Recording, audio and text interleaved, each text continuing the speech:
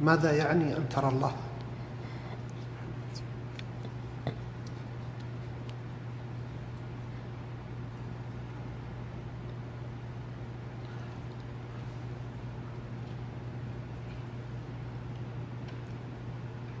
نحن ندرس ونتعلم أن أعظم نعيم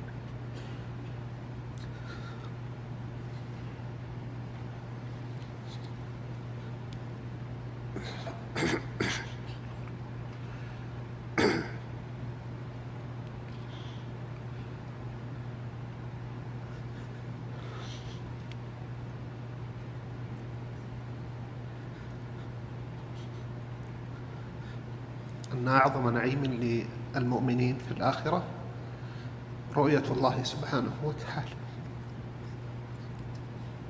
فماذا يعني هذا؟ ماذا يعني أن ترى الله؟ إنه باختصار يعني كل شيء، لأن الله لنا كل شيء. الله سبحانه العظيم الكبير الكريم الودود، الله الحميد، الله ذو الجلال والإكرام.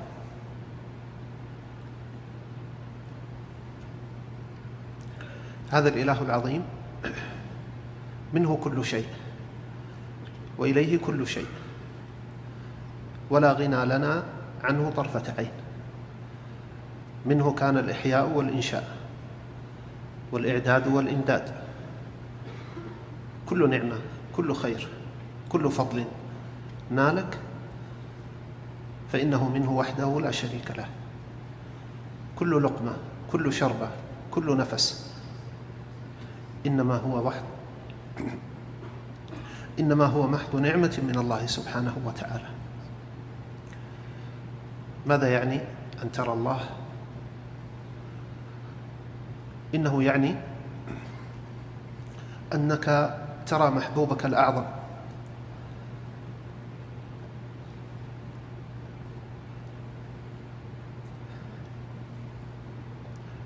الذي عطرت وجهك في الدنيا له،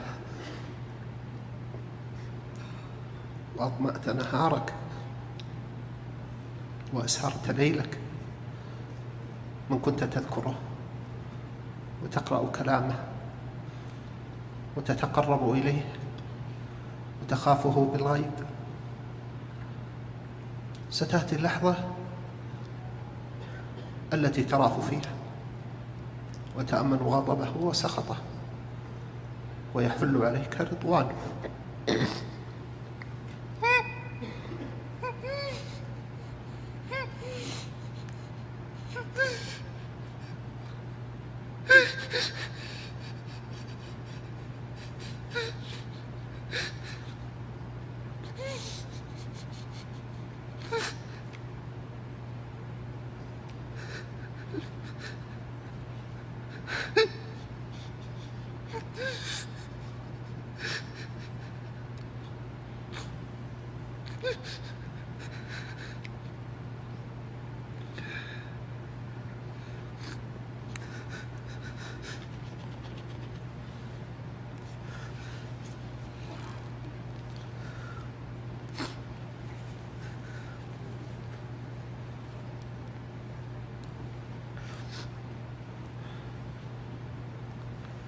ماذا يعني أن ترى الله؟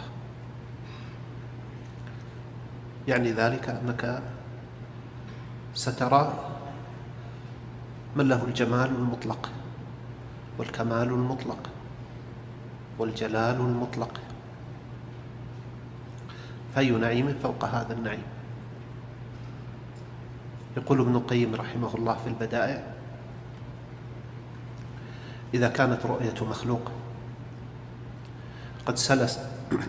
قد سلبت إحساس الناظرات وقطعن أيديهن وما شعرن، فكيف برؤية المحبوب في يوم المزيد؟ ماذا يعني أن ترى الله؟ يعني أنك سترى من إذا تولاك